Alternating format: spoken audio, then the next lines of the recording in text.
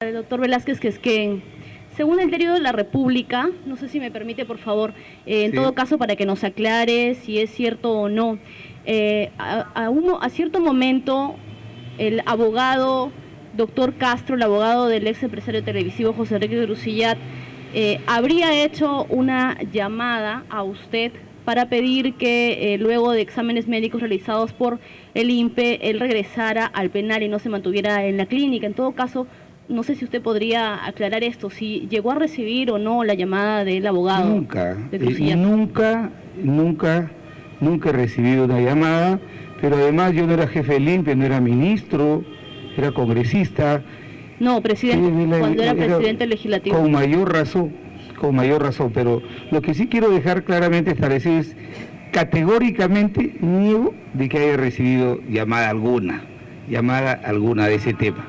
De tal manera que el señor, habría que preguntarle al señor por qué lo dijo.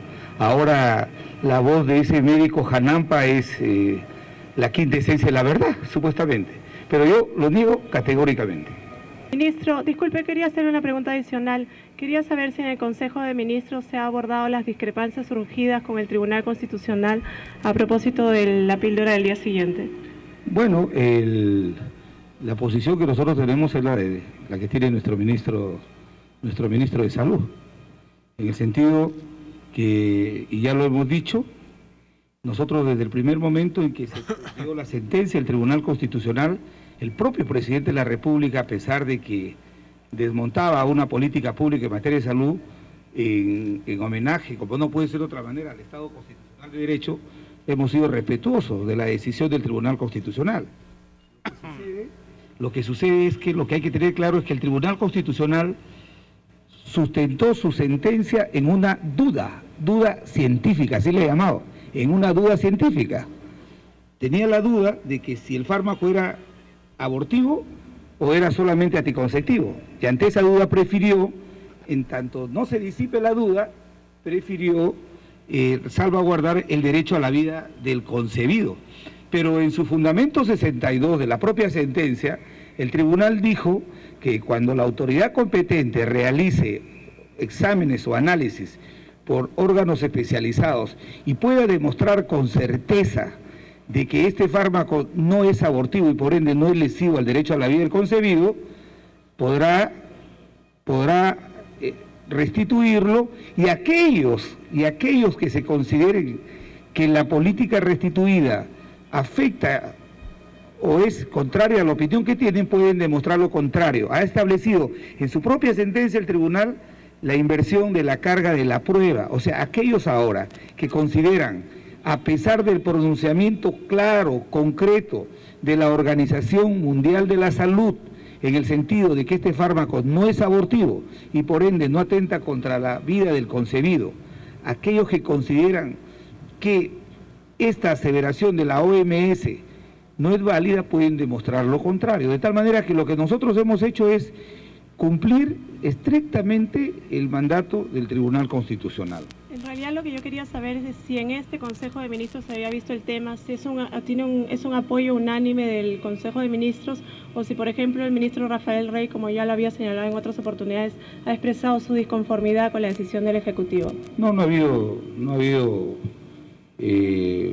debate sobre el tema. No ha habido debate sobre el tema. Yo desde el día de ayer me sorprendí de que un miembro del Tribunal Constitucional, a quien aprecio mucho, le reconozco su capacidad como constitucionalista, ha sido nuestro profesor en la Universidad Católica de Derecho Constitucional, aparezca como un oráculo constitucional infalible. Entonces, en el futuro esta sentencia, si pasan 15 o 20 años y nuevamente la ciencia determina que no es abortiva, la lógica de este magistrado es que esa sentencia es inamovible.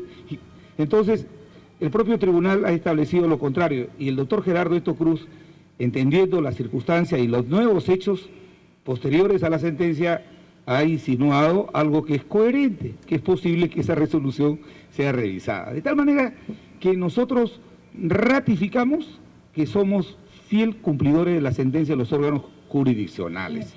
Primer ministro, la Iglesia también se ha sumado a las críticas por la decisión gubernamental y también ha salido a favor del Tribunal Constitucional y ha considerado que ha sido un error del gobierno ir contra una decisión de este organismo.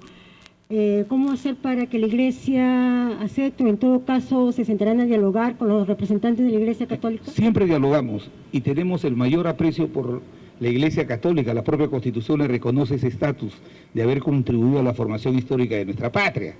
Pero vivimos en un Estado democrático de derecho donde hay opiniones contrapuestas. Cuando salió la sentencia del Tribunal Constitucional, el gobierno se vio afectado por esta decisión, pero la respetamos, porque esa tiene que ser la posición que tenemos los que gobernamos el país, el respeto irrestricto al marco de la Constitución y a las decisiones de los órganos jurisdiccionales. Y sobre este tema vamos a seguir conversando y vamos a seguir dialogando. Lo hacemos en beneficio del país. Gracias.